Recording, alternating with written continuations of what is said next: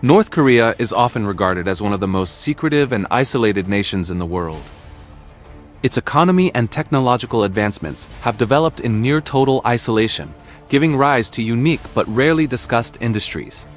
One of the most fascinating examples is its automotive sector, a rare window into how North Korea interprets and adapts global trends to fit its own needs.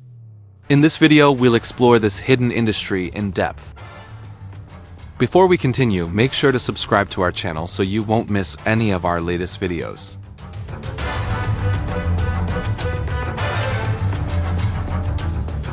Despite facing tremendous challenges, North Korea manages to produce its own vehicles, maintaining a small but persistent automotive industry.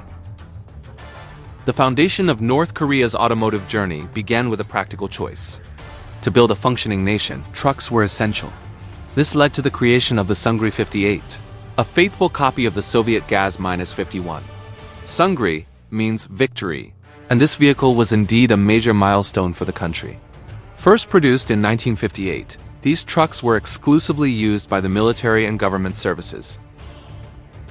With minimal changes to its original design, the truck continued in production until the early 1970s, powered by a 3.5-liter, 6-cylinder gasoline engine. Alongside the GAZ-51 blueprints, the Soviet Union also provided North Korea with designs for the GAZ-69 and GAZ-69A, essential for a nation that lacked reliable roads and needed capable off-road vehicles.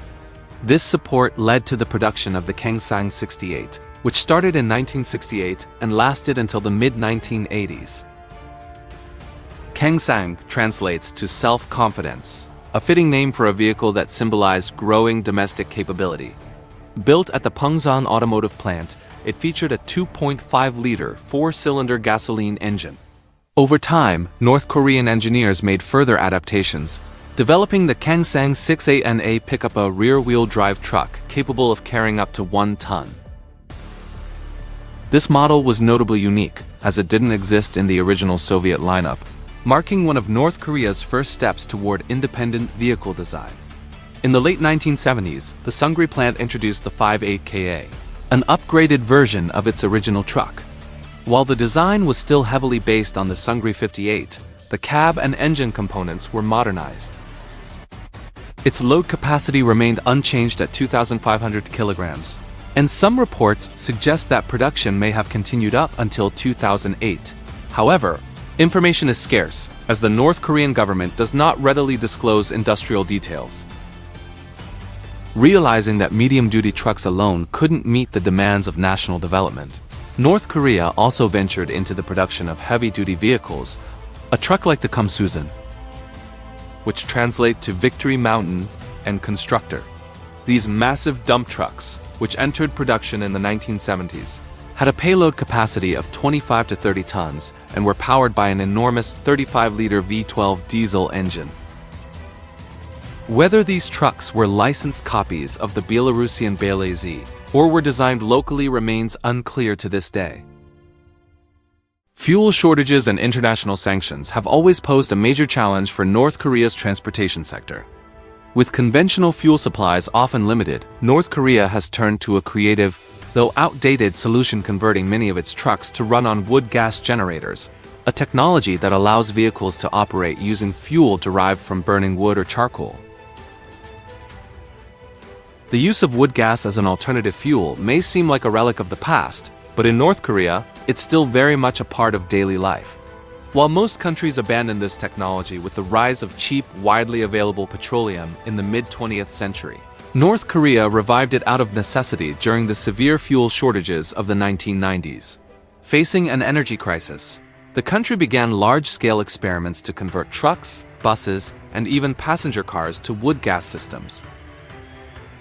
Many vehicles, including the Sungri 58KA and Kangsang 68, were retrofitted with homemade gasifiers that operate on the pyrolysis of wood, extracting combustible gases from burning solid fuel like firewood, coal, or wood waste. These gas generator units are typically mounted behind the cab or on a separate platform.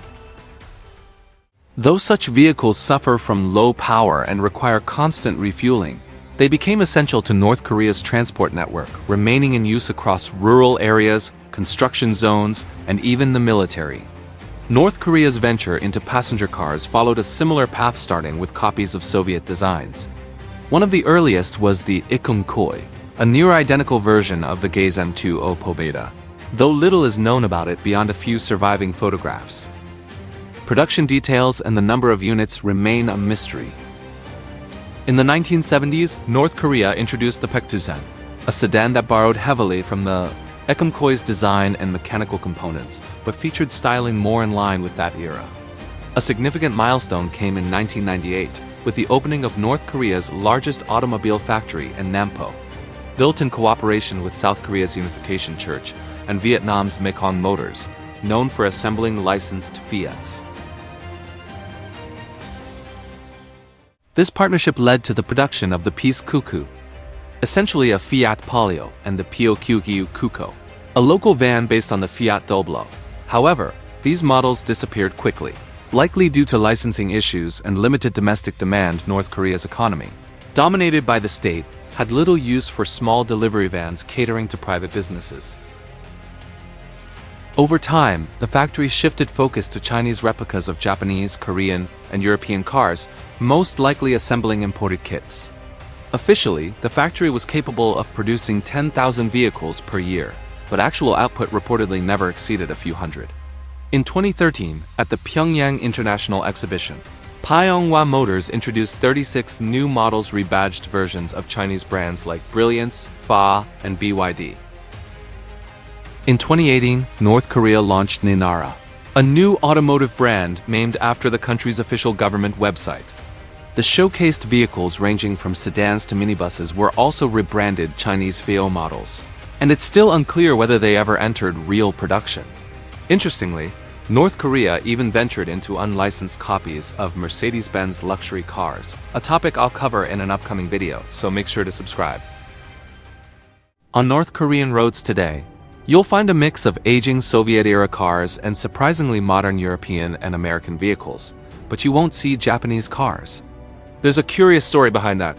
Legend has it that in 2007, Kim Jong-il personally banned Japanese vehicles after one allegedly blocked his motorcade. So is it real or fake? We may never know. But one verified story is North Korea's infamous unpaid Volvo debt. In 1974, Sweden exported 1,000 Volvo sedans to North Korea, valued at $74 million at the time. North Korea never paid, and to this day, Sweden is still waiting. Now the debt has ballooned to around $330 million with inflation. According to official sources, North Korea now produces modern cars, at least by its own standards, thanks in large part to Chinese support. The country continues to manufacture local versions of Chinese trucks, like the Sinotruk Hao L2S, which North Korean leaders have proudly showcased. Most new vehicles are sourced from China and Russia, while used imports also primarily come from China. Yet in North Korea, car ownership remains a rare privilege, reserved for the elite. Despite all the secrecy, myths, and economic struggles, North Korea's automotive history is a surprisingly rich and fascinating subject, offering a unique lens into how the country has adapted to survive in isolation. So that's it for today. Leave us a comments if you have any great ideas for our next video. Thanks for watching, and I'll see you in the next video.